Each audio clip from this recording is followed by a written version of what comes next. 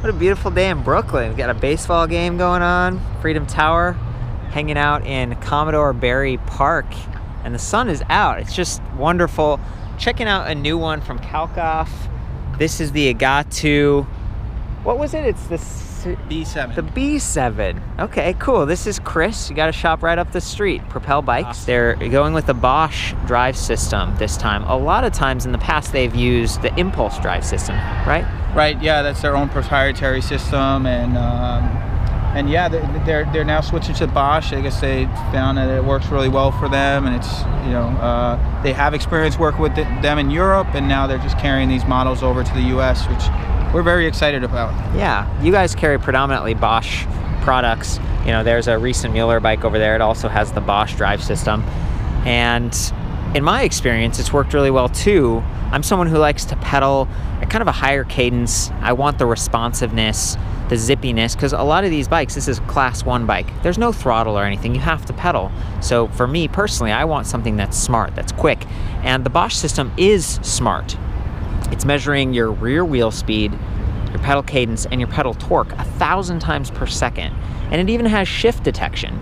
So on a bike like this, that's a little less important because it's an internally geared 7-speed hub.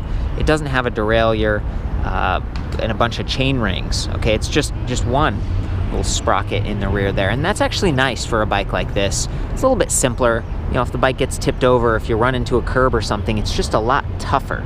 And the chain can be a lot tighter. See how tight that is? It's not going up and down because, again, there's only one cog in the back, one cog up front. Really nice cover here, plastic. It's going to keep your pants from getting all greasy. I'm wearing pants today, and you know, these are my nice jeans. I want to keep them in good shape. So I feel like this bike does that. Also, just the frame. If you look at this, pretty low standover height, easy to approach. Relatively upright riding position because of this adjustable angle stem and these swept back bars, ergonomic grips. There's even a little suspension seat post going on with a gel saddle. This really felt good. Yeah, it was like Volar 3. We've got all the specs and details on some of this back at the website. I had to look on their website and work with Chris because it doesn't always say. It's like this is SR Suntour suspension fork, but there's not any other indication. It's a very simple fork.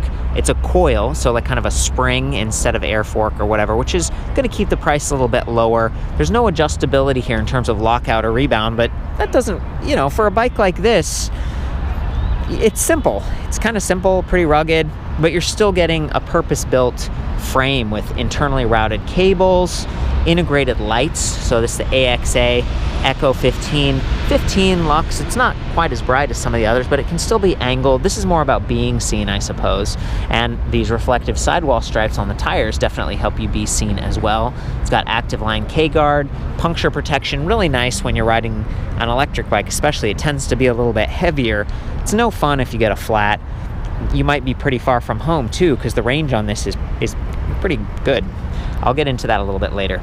There's an integrated rear light as well. So you have the lights, you've got the reflective sidewall stripes, and a darker color frame. It's kind of a satin gray with a little bit of light gray accents going on. You might not, I don't know, I think of it as like a unisex kind of color. And this comes in 2 frame sizes. So we're looking at the small, but it also comes in a larger frame. The interesting thing about it is they didn't just change the frame and make the reach further and the frame higher. They actually changed the wheels too. So these are 26-inch wheels.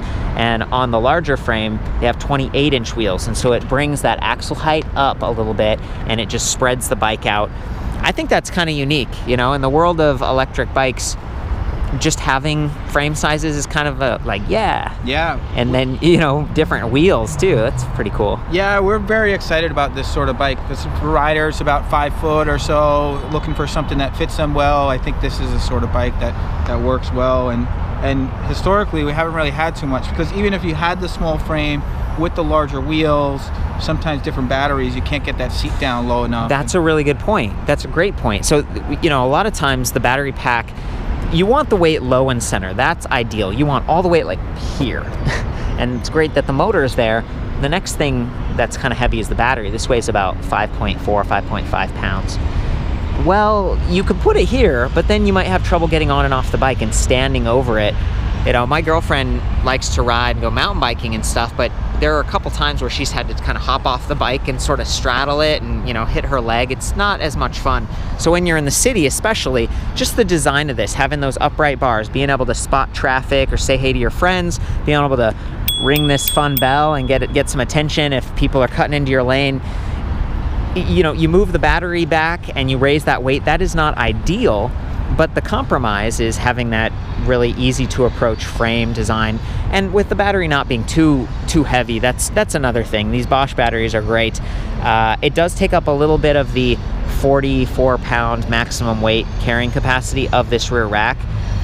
But even if you're like, okay, so I've got 35 pounds, that's still a lot. You could put some clip-on panniers, a trunk bag. It's even got this little spring latch going on, and then a clip here at the bottom so you could pull down the bungee if you were using those, or secure your panniers with a lock.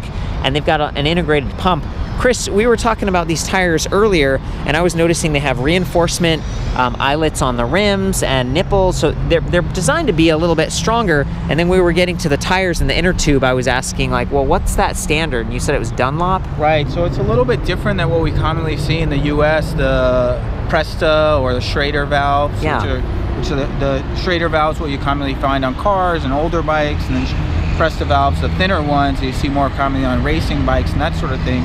The Dunlop valve, you can see one here. There you go. A little bit different. If we pull the cap off, you might look at this. The size of this looks very similar to the normal Schrader valve.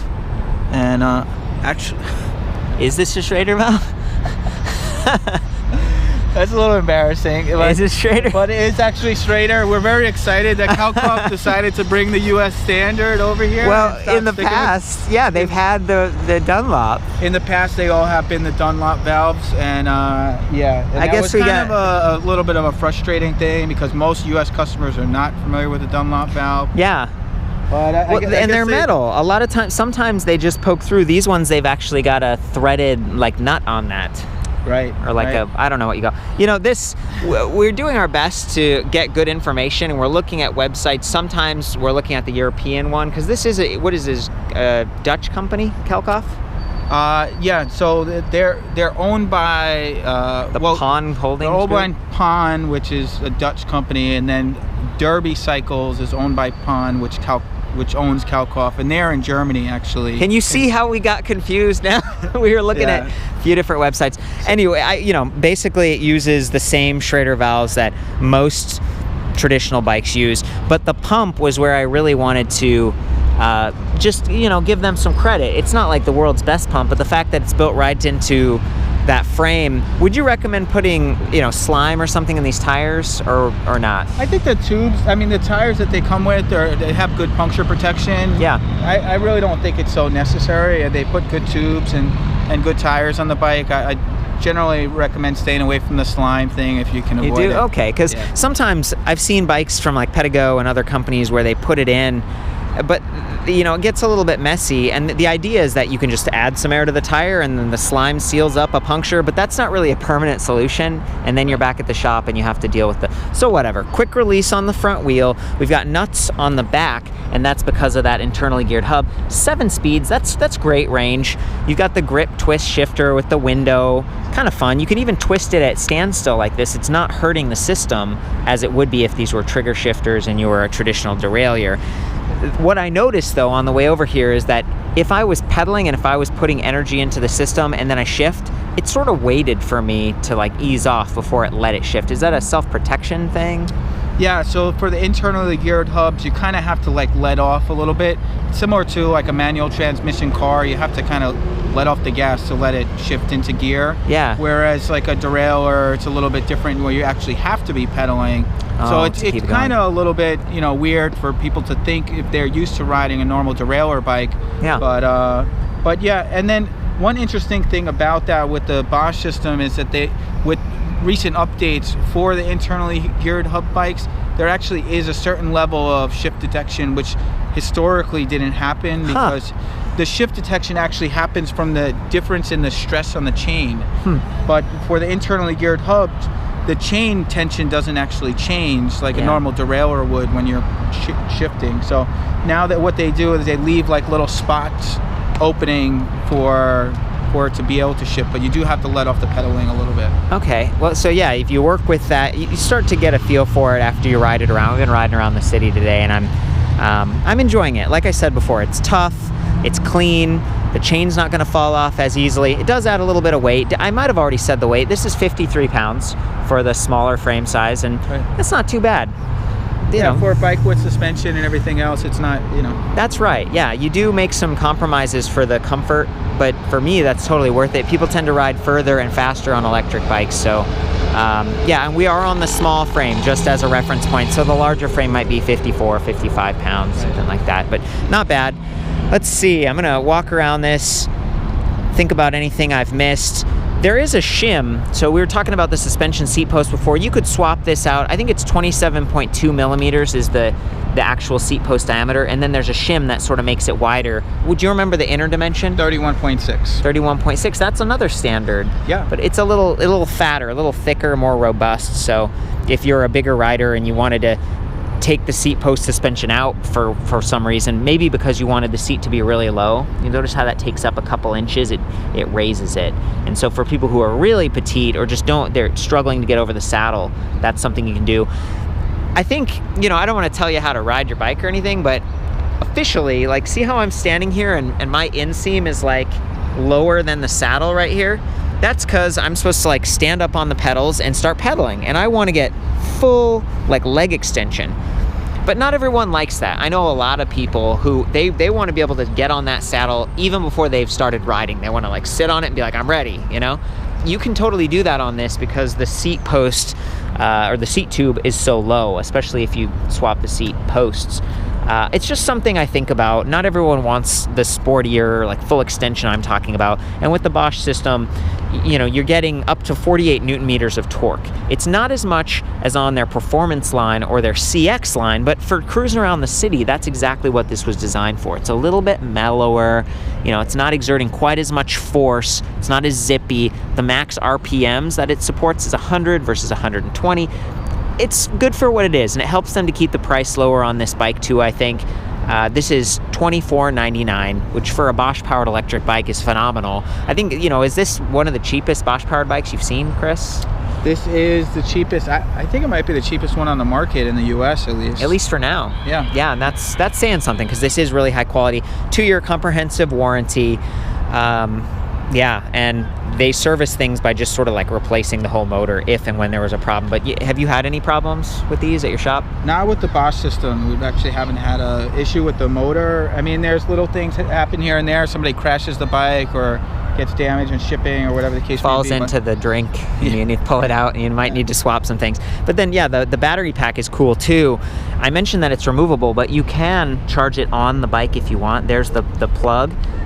The port. Getting this rubber thing back on is kind of a pain, in my opinion. It does work, and it's better than some, but that's just an area to kind of make sure you get right before you start riding. There's a little handle on the bottom side, and you just pull it off like this. There's even an LED, there it is, charge level indicator. So if it's not on the bike, you can press that and be like, am I full? Do I need to charge it? I tend to store my battery you know, inside when it's extremely hot or extremely cold to help it last longer and keep it away from the elements. It comes with a unique charger. This is a little bit smaller, it's more compact and a little bit lighter than the traditional charger, and it's a little slower too. So this is a 2-amp charger versus the 4-amp standard charger, but it's gonna be, you know, lighter, easier to take with you in a bag. Yeah, kind of cool that they did that. You said people can buy these aftermarket for the other Bosch powered bikes, right? Yeah, it recently became available in the US, but a little smaller. I think part of the interest here is probably to keep the price down. They do cost a little bit less than the standard 4-amp charger. But yeah, okay. I'm not sure the exact intention there. Yeah, they're doing all the things they can, I'm sure, but you still get really nice plastic fenders. They're solid, connected here, here, and there. So 3 points on the rear, adjustable length kickstand. The pedals are like, meh. I don't love these because my feet are a bit bigger. And if you're riding in the rain, this rubber can get a little bit slippery compared to nubs. But if you slip off and, you know, slide your shin against it, you're not going to get all cut up. So that's something to think about. The fender up here, same thing, plastic, secured pretty well. Yeah, and then I don't know if I don't think I've talked about the brakes. Have I, Chris? think so. Yeah, these are really neat brakes. Instead of disc brakes, they've gone with hydraulic rim brakes. So hydraulic is cool. Maybe you can talk about hydraulic versus mechanical.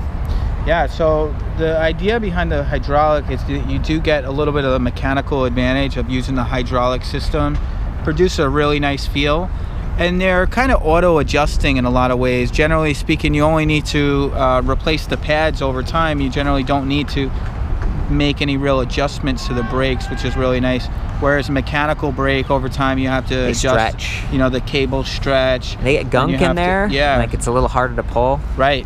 So, you know, we really like the hydraulic brakes, generally speaking, over mechanical brakes. There are certain situations where mechanical brakes are recommended. Some super cold temperatures where hydraulic brakes might not perform as well. Oh, they might get a little thicker, like the fluid. Right. So, you know, but that's pretty extreme cold stuff. Yeah, we don't want to freak you out. Yeah. They actually have different fluids you can put in for extreme cold environments too. So, you know, we're here in New York. It does get cold.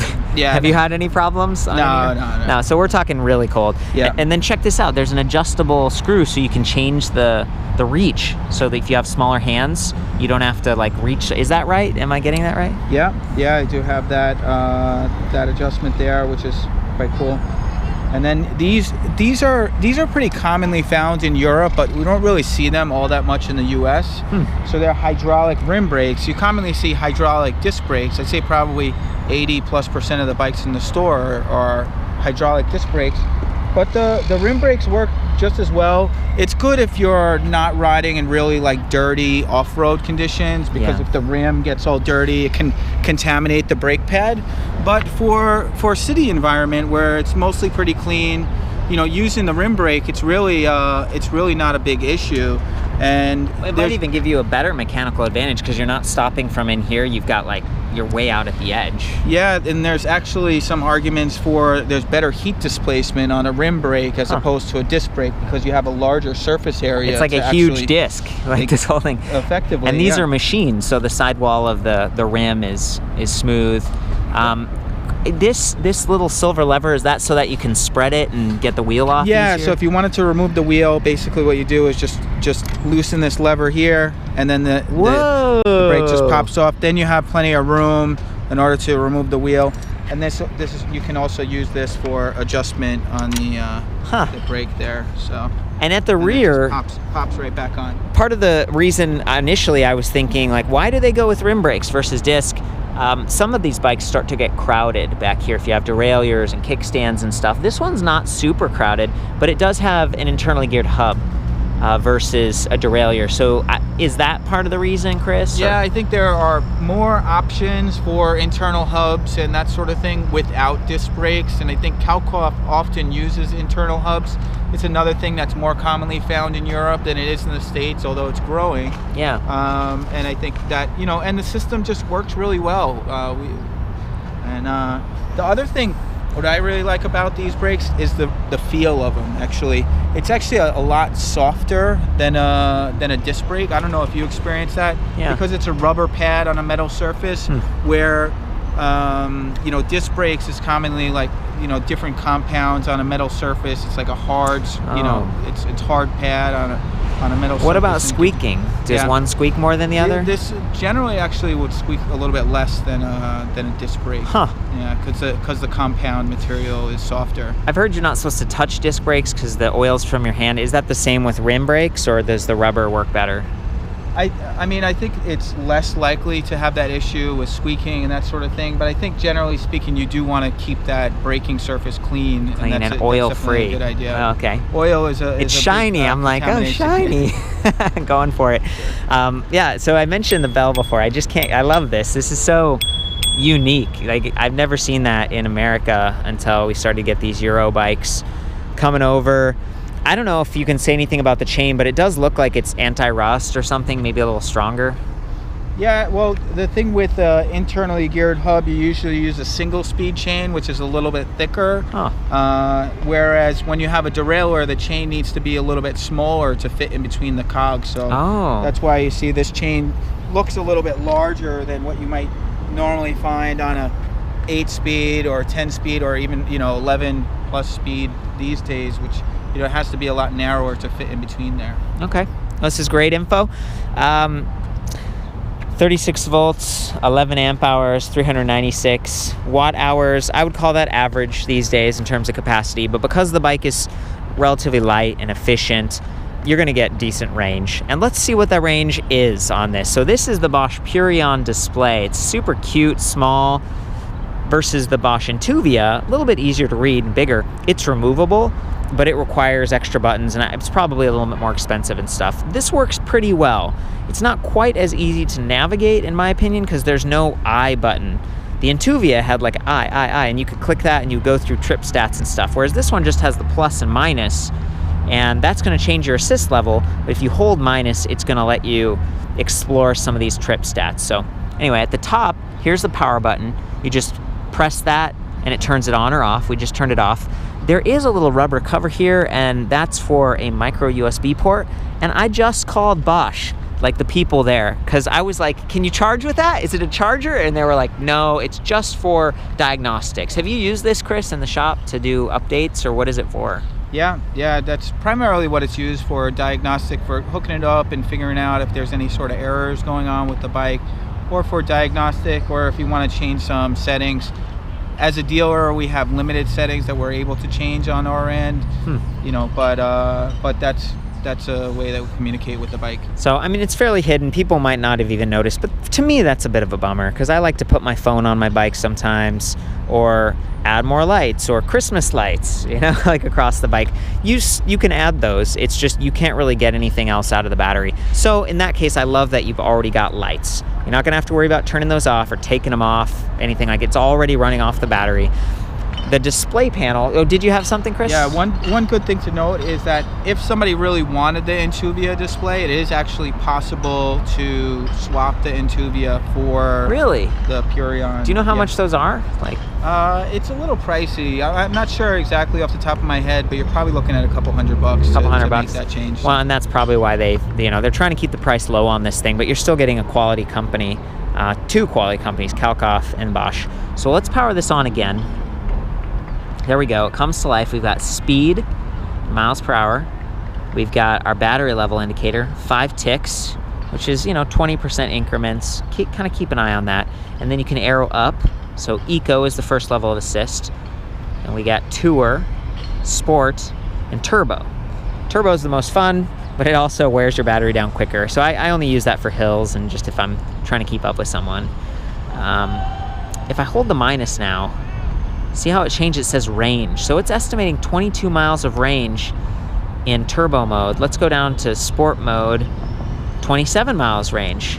Tour, 32, and Eco, 64. So they're saying, hey, 64 miles on a single charge.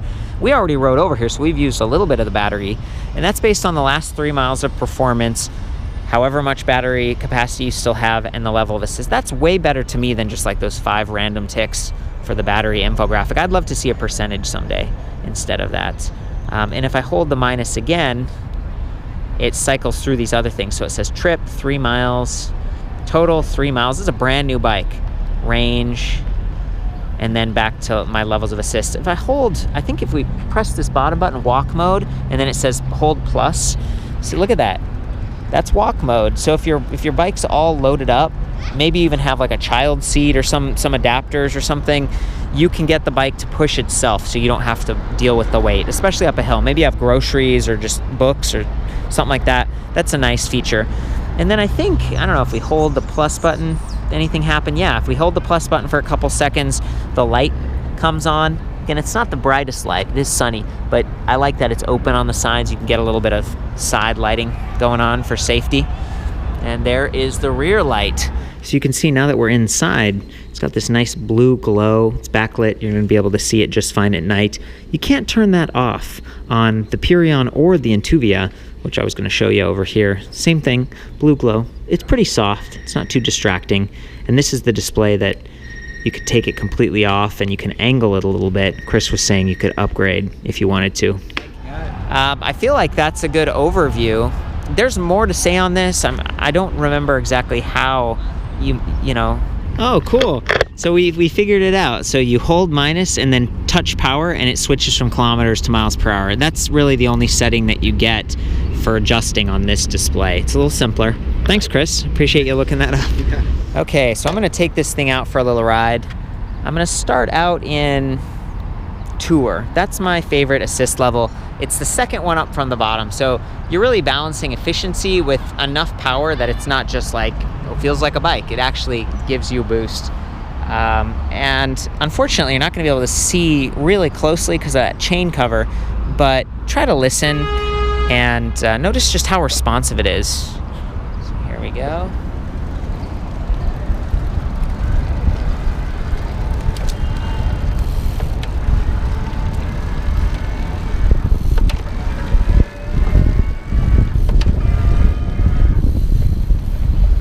Nice, pretty quickly gets us up to 20 miles per hour. And it's a little bit quieter than some of the other Bosch motors. But if I shift down, let's see, some of those lower levels, lower gears, now we'll hear it more.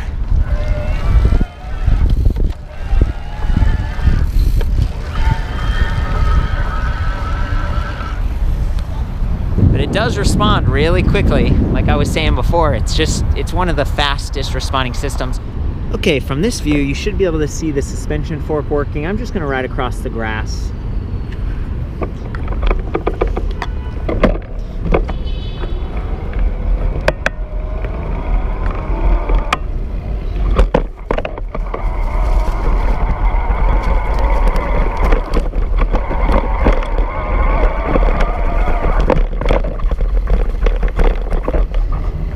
It takes the edge off. You might be able to see the suspension seat post from this view.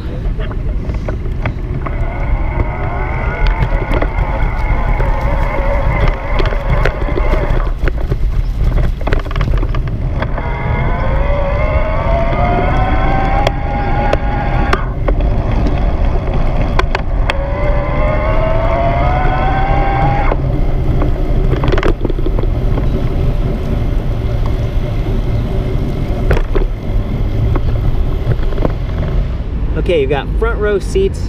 Hopefully you can hear and see some of the motor action, maybe those hydraulic rim brakes we were talking about earlier, and just have fun. We're gonna head back to the shop. Oh, and I'm gonna shift, but you might notice I'll ease off a little bit and then you'll hear the clunk, clunk, like when it actually engages. So that's important.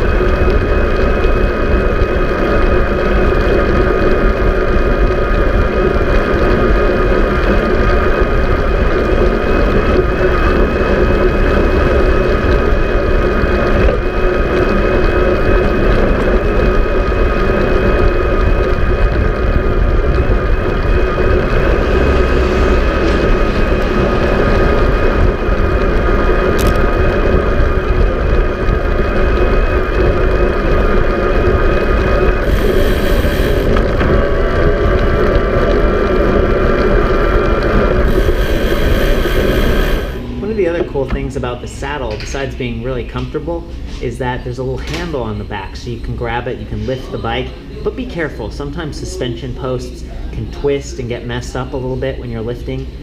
The other thing I noticed is just how quiet this bike is. Chain's not rattling around a lot, the fenders don't rattle around. It's nice, it's just pretty relaxing.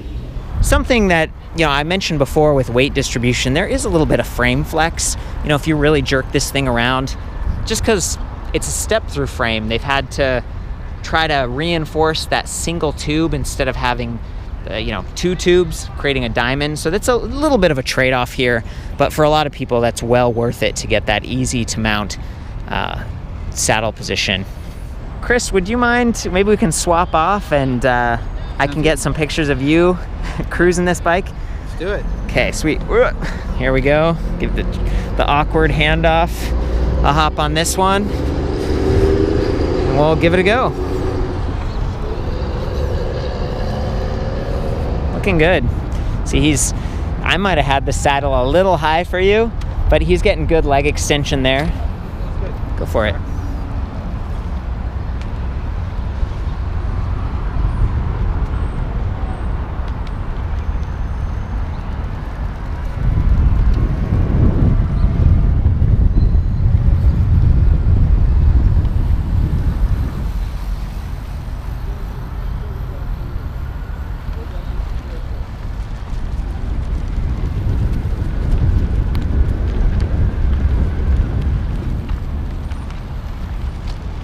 Nice. Can I hear the bell? Oh yeah, that's what I'm talking about.